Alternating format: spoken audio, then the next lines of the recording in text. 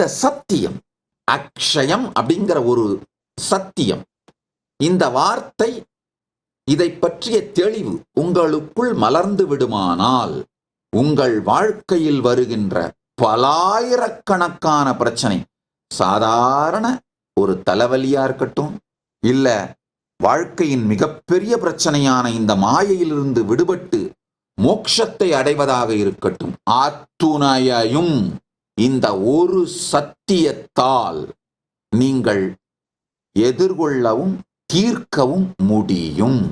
ஆழ்ந்து கேளுங்கள். அக்ஷயம் அப்படின்னா அளவில்லாதது. இப்ப காலத்தால் அளக்க முடியாதது அப்படின்னாலே அது என்ன? நிரந்தரமானது, சாஸ்வதம் ஆயிடுது. நீள அகல உயரம் போன்ற அளவுகளால் இந்த டைமென்ஷன்ஸ், லென்த் பிரெத் டெப்த் டைமென்ஷன்ஸ்ல அளக்க முடியாதது அப்படின்னாலே அது நித்தியம் அப்படின்னு ஆயிடுது.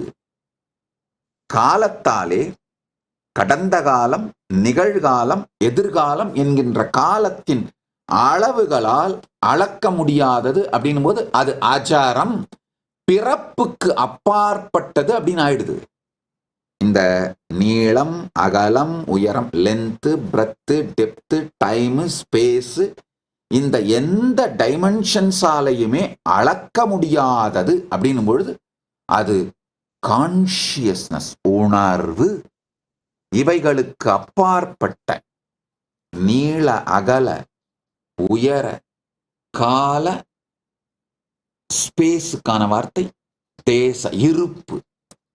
இந்த எதனாலும் length breadth depth time space, இந்த எந்த டைமென்ஷனாலையும் அளக்க முடியாதது அப்படின்னும் பொழுது அது நிச்சயமாக கான்ஷியஸ்னஸ், உயிர்ப்பு, உயிர்ப்பு தன்மை.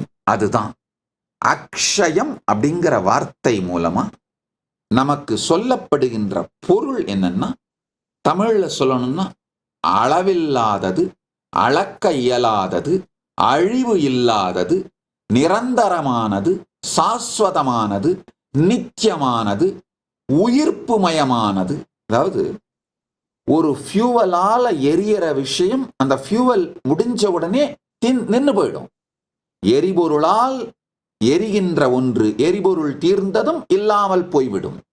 எரிபொருள் இல்லாமல், எந்த எரிபொருள் அளவியும் இல்லாமல் எப்போதும் ஒளிர்வது தேஜஸ். இங்கு அக்ஷயம் ஒரு பொருளை காரணமாக வைத்து ஒளிர்கின்ற நிலை அல்ல. எந்த காரணமும் இல்லாமல், எந்த அளப்பீடுகளும் இல்லாமல் ஒளிர்வது, நிரந்தரமானது. ஆங்கிலத்தில் சொல்லணும்னா இன்ஃபைனைட். ஏன் இந்த வார்த்தையை விளக்குறதுக்கு இவ்வளவு நேரம் எடுக்கிறேன்னா, இந்த ஒரு வார்த்தை உங்களுக்குள் பதிய வேண்டும். நீங்கள் உங்கள் உயிர், உங்கள் உயிர்ப்பு, உங்கள் இருப்பு, உங்கள் ஆன்மா அக்ஷயம் அப்படின்னு புரிஞ்சதுனாலே வாழ்வில் உங்களுக்கு இருக்கின்ற ஆயிரக்கணக்கான கவலைகளும் மன அழுத்தங்களும் காணாமல் போய்விடும். நன்றாக புரிந்து கொள்ளுங்கள்.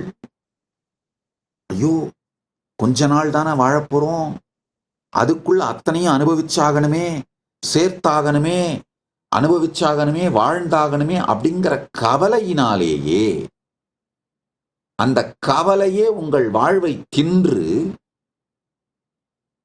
எதையுமே அனுபவிக்காமல், எதையுமே வாழாமல் அழிந்து ஒழிவதற்கான காரணமாக மாறிவிடுகின்றது. எல்லாரும் நிறைய பேர் கேள்விப்பட்டிருப்பீங்க இந்த சின்ன கதை.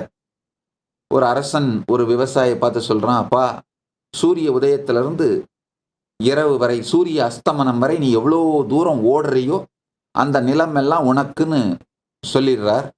அந்த விவசாயி ஏதோ ஒரு அரசனுக்கு சகாயம் பண்ணதுனால அந்த அரசன் இந்த மாதிரி அவனுக்கு அன்பளிப்பா கொடுத்துடுறார். இந்த விவசாயி காலையிலிருந்து ஓடினான் ஓடினான் ஓடினான் ஓடினான் ஓடினான்.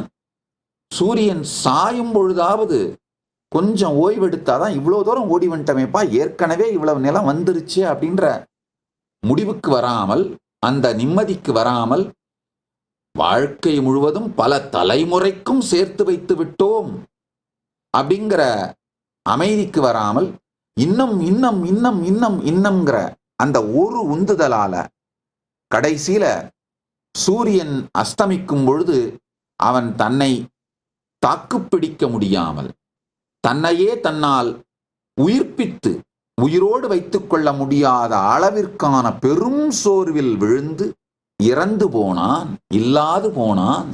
கடைசியில் அவன் விழுந்து இறந்து போன அந்த 6 அடி கூட அவனுக்கு சொந்தமில்லாமல் மண்ணுக்கு அடியில் புதைக்கப்பட்டு இல்லாமல் போனான். இது நம்முடைய பலருடைய வாழ்க்கையிலும் தொடர்ந்து நடக்குதுங்கய்யா. If you found this video entertaining, entraining and enlightening, take a moment to like, share and subscribe. and don't forget to hit the bell icon. Thank you so much for tuning in.